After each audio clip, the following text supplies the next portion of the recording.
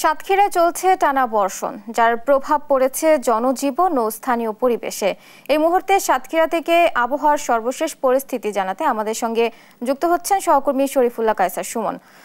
সুমন, টানা বর্ষণে সাতক্ষীরার জনজীবনে কি ধরনের প্রভাব পড়েছে, আর আবহাওয়ার অফিস থেকে কি ধরনের পূর্বাভাস দেওয়া হয়েছে জানাবেন।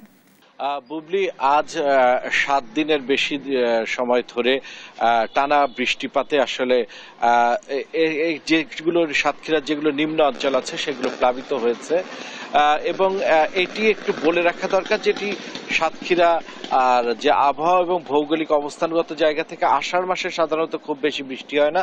বৃষ্টিটি শ্রাবণের পরে ভাদ্র মাসে যে বৃষ্টি হয় এবং সেখানে জলাবদ্ধতা এবং নানা ধরনের সংকট তৈরি হয়, কিন্তু যে নিম্ন অঞ্চলগুলোর সংস্কারের অভাবে এবং একই সাথে খাল নদীগুলোও সংস্কারের অভাবে এখানে জলাবদ্ধতা সৃষ্টি হয়েছে। একই সাথে বলে রাখা দরকার যে আবহাওয়া অফিস আমাদেরকে যেটি জানিয়েছে, এই মুহূর্তে 3 নম্বর সতর্কতা বিরাজ করছে এবং একই সাথে আজ সকাল পর্যন্ত 129 মিলিমিটার বৃষ্টিপাত রেকর্ড করা হয়েছে, এবং এই বৃষ্টিপাত আরো আসলে 2 দিন একইভাবে চলবে।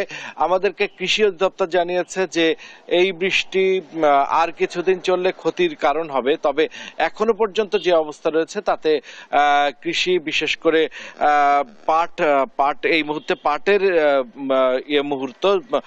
প্রয়োজনীয় মুহূর্ত, সেই পাটে উপকার হবে, কিন্তু এর মধ্যেও সাধারণ মানুষের জলাবদ্ধতায় নাকাল হয়েছে। তারা আসলে অনেকটা ক্ষতিগ্রস্ত। স্থানীয় মানুষ যা বলছে, কি অবস্থা?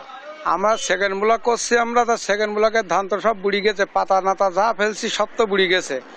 এখন আমাদের এই বাইপাসে যে সরকারি জায়গা আছে, এখান থেকে যদি একটা খাল না কাটি দেওয়া হয়, তা আমাদের সব বুড়ি দেবে, আমরা ধান চাল কিছু করতে পারবো না। হ্যাঁ বুবলি, যেমনটি শুনছিলাম যে এই মুহূর্তে যদি আসলে এখানকার খাল নদীগুলো সংস্কার করা না হয়, তাহলে আর এই যে চলমান বৃষ্টি, এই বৃষ্টিতে মানুষের অবস্থা অত্যন্ত নাকাল হয়ে যাবে, মানুষ ক্ষতিগ্রস্ত হবে। আর আবহাওয়া অধিদপ্তর তো বলছে এই চলমান যে টানা বৃষ্টি প্রলয়, এটি আরো 2 দিন থাকবে। এই মুহূর্তে মানুষের দাবি হচ্ছে খাল নদীগুলো সংস্কার করা হোক, তাহলে আসলে এই দুরবস্থা আর থাকবে না। এই ছিল সর্বশেষ সাতক্ষীরা থেকে।